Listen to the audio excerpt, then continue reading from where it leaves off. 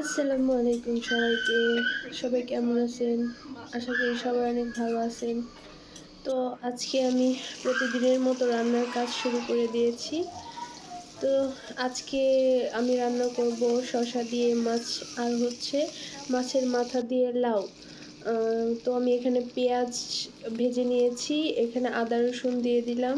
হলুদের গুঁড়ো, মরিচের গুঁড়ো, ধনিয়ার গুঁড়ো পর্যায়ক্রমে সবকিছু আমি দিয়ে দিব। দিয়ে মসলাটা আমি একটু কষাবো। কষিয়ে তারপরে আমি একটু পানি দিয়ে আবারও একটু কষাবো। কষানো হয়ে গেলে আমি এখানে মাছ দিয়ে দিব। অনেকে বলতে পারেন ভেজে রান্না করেন না কেন? আসলে ভাজা মাছ খুব একটা বেশি ভালো লাগে না। আমাদের দুজনেরই পছন্দ না বেশি। এজন্য আমরা কষানো মাছ একটু বেশি খাই। তো এখানে কষানোর জন্য আমি মাছে পরিমাণ মতো পানি দিয়ে দিয়েছি। তো পানি দিয়ে আমি মাছটাকে কষানোর জন্য ঢেকে দিব। তো ঢেকে রান্না করব। তো এখানে আমি মাছ কষানো হয়ে গেছে, তাই আমি এগুলো সব উঠিয়ে নিব আস্তে, আস্তে। উঠিয়ে আমি এখানে শসা কেটে রেখেছিলাম সেগুলো দিয়ে দিব। আ তারপরে শসাগুলো দেয়া হয়ে গেলে মসলার সাথে আমি ভালো করে শসাগুলো মিশিয়ে নিব। আসলে গরমের দিনে শসার তরকারি, লাউয়ের তরকারি, ধুন্দুল তরকারি এগুলো অল্প মসলায় খুবই উপকারী। শরীরের জন্য যেমন ভালো তেমনি গরমে আমরা যেমন অতিরিক্ত ঘামি তার জন্য শরীর থেকে ঘাম বের হয়ে যায়।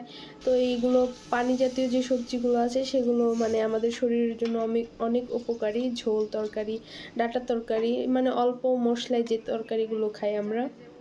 তো এখানে আমার দেখতেছিলাম শসাগুলো কষানো হয়েছে কিনা। আ দেখি হয়ে গেছে, এজন্য আমি পানি দিয়ে দিয়েছি আর মাছগুলো এখন দিয়ে দিলাম। তো যখন বলক চলে আসছে তখনই আমি মাছগুলো দিয়ে দিয়েছি। এবার আমি ঢেকে রান্না করব যে পর্যন্ত তরকারিটা না হয়। অপর পাশে আমি চুলার মধ্যে মাছ ভেজে নিচ্ছিলাম। ফ্রাই প্যান বসিয়ে দিয়েছি। আর রূপচাঁদা মাছ হাফ করে কেটে নিয়েছি। এইজন্য ভেজে নিলাম। লবণ মরিচ আগেই মাখিয়ে রেখেছিলাম। এবার আমি আলতো আঁচে এগুলো ভেজে নিব। তো আমার লাউয়ের তরকারি বসিয়ে দিয়েছি। লাউ আমি আগেই কেটে রেখেছিলাম।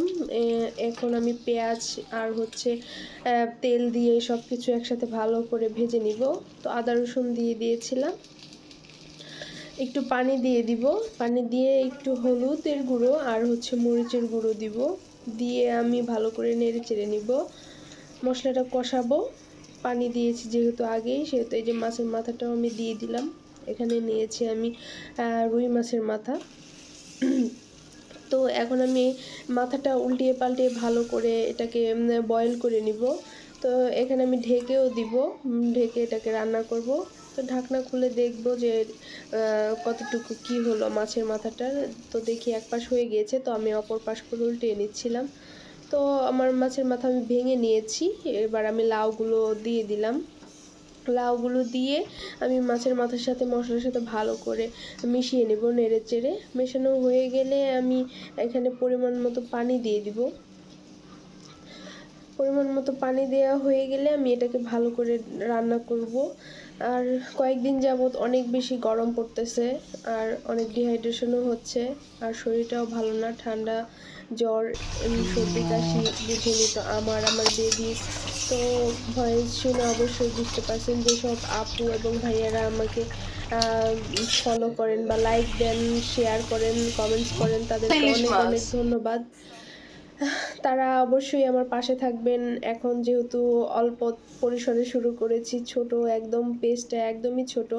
তো আমি যাদেরকে থেকে আশা করেছিলাম যে আমার আপন কাছের মানুষগুলো হয়তো আমাকে অনেক বেশি সাপোর্ট করবে। আমার ফলোয়ার আছে প্রায় ১,০০০ এর উপরে, ২,০০০ এর উপরে। তো ভাবছি তারা হয়তো সাপোর্ট করবে। তো দেখি না যাদেরকে আমি চিনি না তারাই সাপোর্ট করতেছে। তো এদিকে আমার লাউয়ের তরকারি প্রায় শেষের দিকে আমি ধনিয়া পাতা দিয়ে দিলাম। ধনিয়া পাতা দিয়ে নেড়েচেড়ে ঢাকনা দিয়ে ঢেকে রেখে দেবো। তো যেটা বলতেছিলাম, যাদেরকে থেকে আশা করিনি তারাই আমাকে সাপোর্ট দিচ্ছে, ফলো দিচ্ছে, প্লাস কমেন্ট করতেছে। তারা যদি আমার পেজে যতগুলো মানে আইডিতে যতগুলো ফ্রেন্ড আছে তারা যদি একজন করেও দেয়, আমার প্রত্যেকটা ভিডিওতে ৩,০০০ করে হবে ভিউ। তো তাদের থেকে কিছুই পাইনি। এজন্যই বলে যে ছোট থেকে শুরু করেছি, দেখি কত দূর যেতে পারি, এগোতে পারি। সবাই দোয়া করবেন, আমার পেজটাকে সবাই ফলো করবেন, লাইক দিবেন। আর আমার ভিডিওগুলি কেমন লাগে অবশ্যই কমেন্টস করে জানাবেন। আর আমার রান্নাগুলি কেমন লাগে সেটাও জানাবেন। তো এখানে আমি দেখাচ্ছিলাম এই যে আমার লাউয়ের তরকারি।